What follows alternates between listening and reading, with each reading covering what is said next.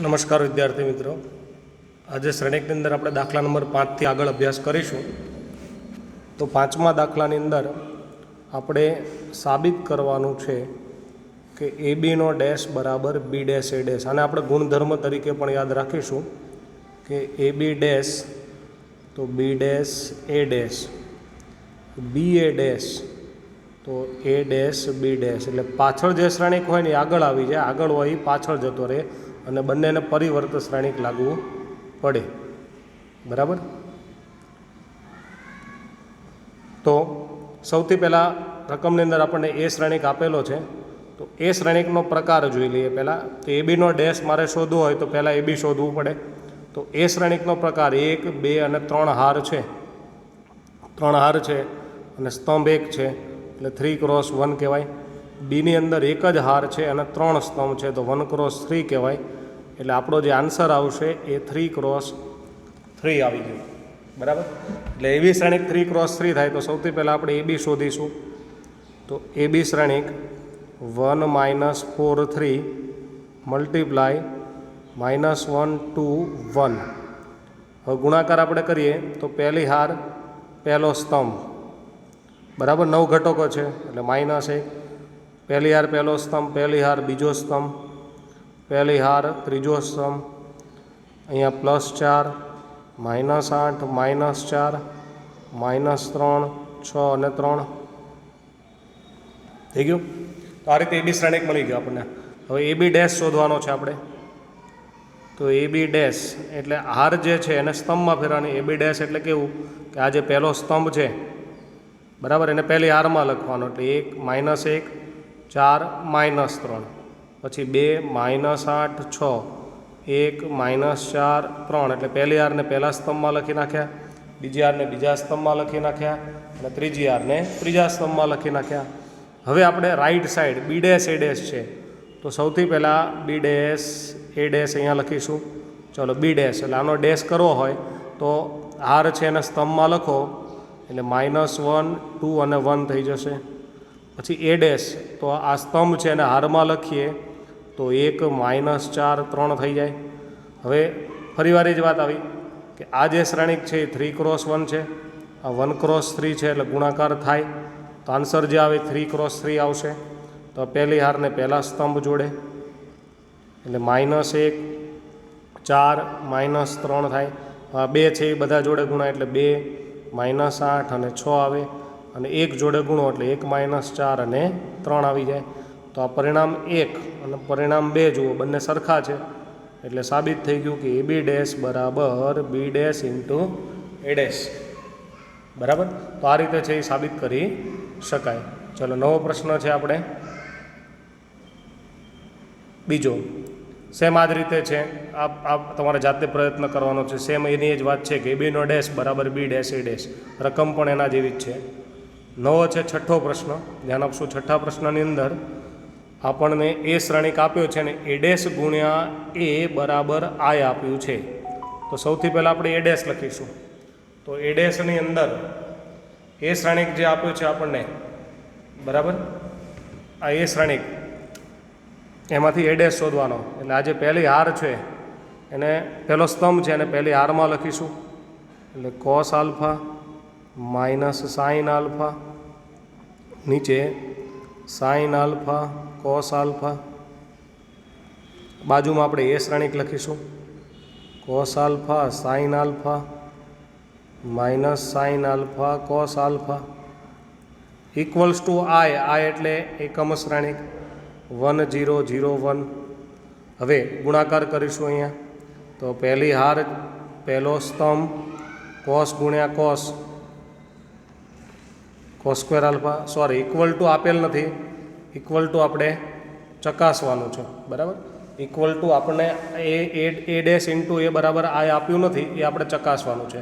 એટલે ગુણાકાર કરીશું cos square alpha plus sin square alpha. પછી બીજા જોડે ગુણીએ cos alpha sin alpha -sin alpha cos alpha. ચલો બીજી હારને પહેલાં સ્તંભ જોડે ગુણો sin આલ્ફા cos આલ્ફા, બરાબર, -cos આલ્ફા sin આલ્ફા. પછી sin square alpha plus cos square alpha, એટલે અહીંયા નિત્યસમ પ્રમાણે 1 0 0 1, એટલે આવી ગયો એકમ શ્રેણિક. આ રીતે આપણે a ડેશ ગુણ્યા a બરાબર આપણે આઈ સાબિત થઈ ગયું. બરાબર, બહુ સિમ્પલ જ વાત છે. આમાં a ડેશ અને એનો ગુણાકાર કરવાનો એટલે એકમ શ્રેણિક આવી ગયો. ચાલો બીજો પ્રશ્ન જે છે એ સેમ એના જેવો છે એટલે જાતે કરીશું આપણે. બરાબર, ત્યારબાદ 7મો પ્રશ્ન. તો 7માની અંદર આપણે સાબિત કરવાનું છે કે સમમિત શ્રેણિક છે. આ બધા બહુ મહત્ત્વના છે, MCQમાં પણ ખાસ પૂછાય. તો આપણને એ શ્રેણિક આપ્યો છે. બરાબર, એને આપણે સમમિત કરવો છે. સમમિત શ્રેણિકની વ્યાખ્યા છે કે કોઈપણ શ્રેણિક, ચોરસ શ્રેણિક એ માટે જો a બરાબર a ડેશ થાય, a બરાબર a ડેશ થાય તો એને સમમિત શ્રેણિક કહેવાય, અને a બરાબર માઇનસ a ડેશ થાય તો એને વિસમિત શ્રેણિક કહેવાય. તો અહીંયા સમિત શ્રેણિકની અંદર સાબિત કરવા માટે બરાબર સૌથી પહેલાં આપણે આ પહેલી હાર જે છે, આ પહેલી હાર, તો એને પહેલા સ્તંભમાં લખીએ, અથવા ઊંધું વિચારો કે ભાઈ પહેલો સ્તંભ છે તેને પહેલી હારમાં લખો. કોઈ પણ રીતે વિચારી શકવાનું છે આપણે. બરાબર, હવે આ બીજો સ્તંભ જે છે, આ બરાબર, આ બીજો સ્તંભ જે છે અહીંયા એને ક્યાં લખવાનો? બીજી હારમાં. આ ત્રીજો સ્તંભ છે એને ત્રીજી હારમાં. તો તમે ચેક કરો કે આ a અને a ડેશ બે સરખા છે એટલે એને સમિત શ્રેણિક કહેવાય. નેક્સ્ટ, એની અંદર એ શ્રેણિક આપણને આપેલો છે અને વિસમિત સાબિત કરવાનું છે. હમણાં જ આપણે વાત થઈ કે ભાઈ a બરાબર જો માઇનસ a ડેશ આવે અથવા તો a ડેશ બરાબર માઇનસ a આવે તો એને વિસમિત શ્રેણિક કહેવાય. આવું પણ લખી શકાય કે a ડેશ પ્લસ a બરાબર 0 થાય. આ બધી એકને એક જ વાત છે. તો અહીંયા આપણને આ શ્રેણિક આપેલો છે. તો અહીંયા પહેલો જે સ્તંભ છે એને આપણે પહેલી હારમાં લખ્યા, આ બીજો સ્તંભ છે એને બીજી હારમાં લખ્યા, ત્રીજા સ્તંભને આપણે ત્રીજી હારમાં લખ્યા. થઈ ગયું? તો હવે ચેક કરો કે a અને a ડેશ સરખા છે? નથી. જો અહીંયા પહેલી હાર આ છે, અહીંયા પહેલી હાર. પણ આ જે આખો શ્રેણિક a ડેશ છે એમાંથી જો માઇનસ બધામાંથી કોમન કાઢું તો 0 ના 0, આ માઇનસ 1નું પ્લસ 1 થઈ જાય, પ્લસ 1નું માઇનસ 1 થઈ જાય, આ એક પ્લસ છે તો માઇનસ થઈ જાય, 0નું 0, માઇનસ 1નું પ્લસ 1, માઇનસ 1નું પ્લસ 1, પ્લસ 1નું માઇનસ 1, 0નું 0 થઈ જાય. તો હવે તમે જુઓ કે આ શ્રેણિક છે ને એ આવી ગયો જો આખો. તો અહીંયા માઇનસ a થઈ ગયું, એટલે કે a ડેશ બરાબર માઇનસ a તો વિસમિત શ્રેણિક કહેવાય, અને a ડેશ બરાબર a એને સમિત શ્રેણિક કહેવાય.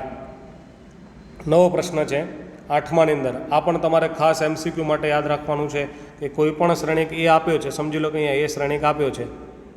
બરાબર, 1 5 6 અને 7. તો મારે a પ્લસ a ડેશ શોધવું છે. તો સૌથી પહેલાં હું a ડેશ શોધી નાખું.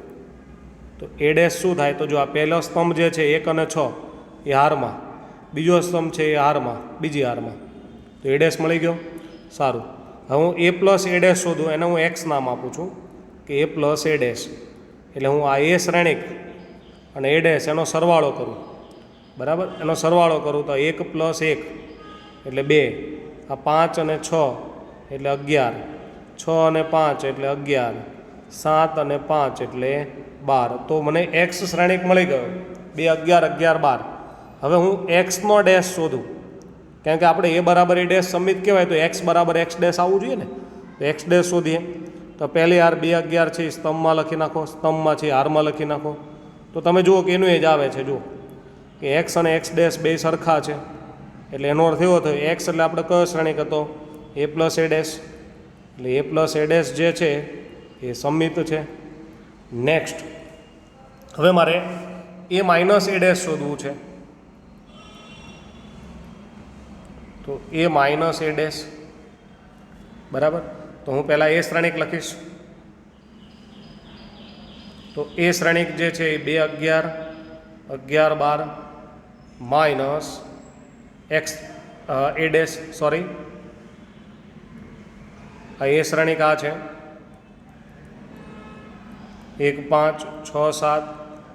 a ડેશ જે છે એ 1 6 અને 5 7. હવે a માઇનસ a ડેશ એને હું y નામ આપી દઉં.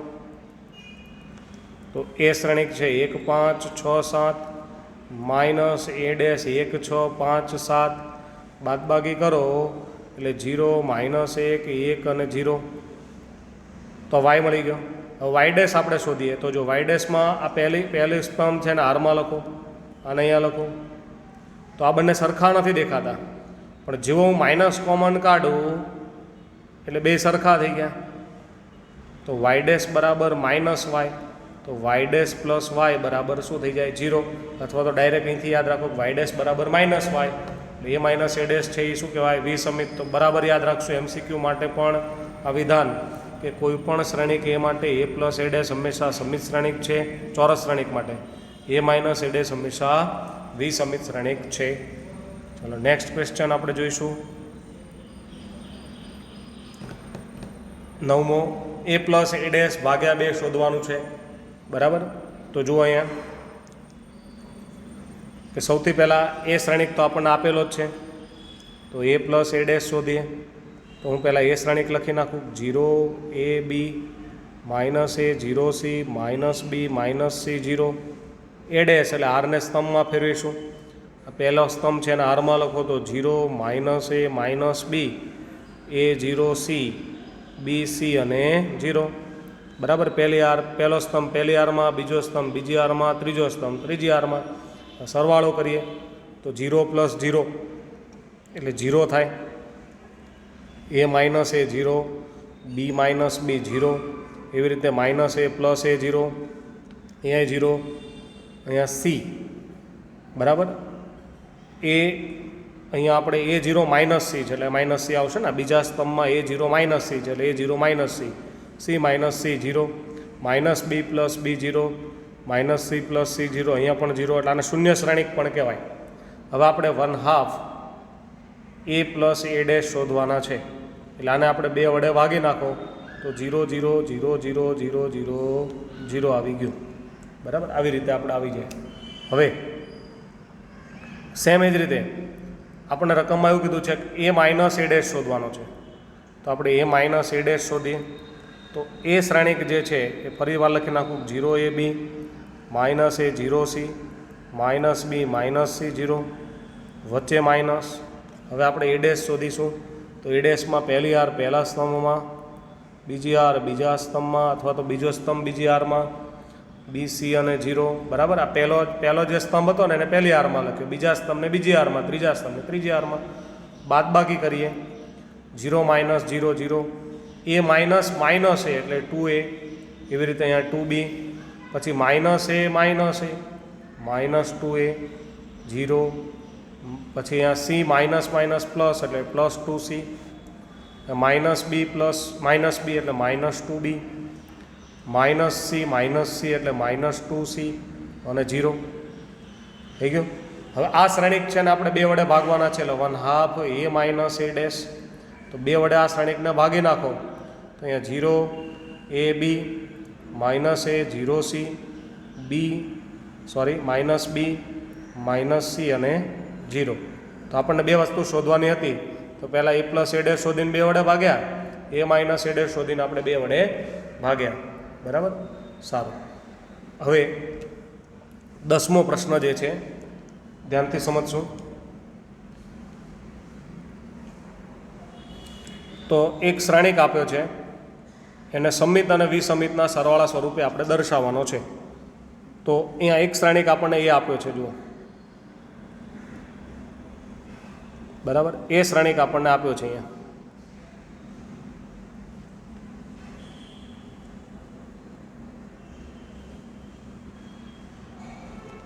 તો સૌથી પહેલાં આને સમિત અને વિસમિત શ્રેણિકના સરવાળા સ્વરૂપે મારે દર્શાવવું છે. એટલે એ શ્રેણિકના મારે 2 ભાગ કરવા છે, એક્સ અને વાય એમ. એમાં જ્યાં એક્સ જે શ્રેણિક છે ને એ સમિત થવો જોઈએ અને વાય જે છે ને એ વિસમિત થવો જોઈએ. બરાબર, તો આપણે ખબર છે કે એક્સને સમિત બનાવવો હોય તો હમણાં આપણે શીખ્યા કે ભાઈ કોઈપણ શ્રેણિક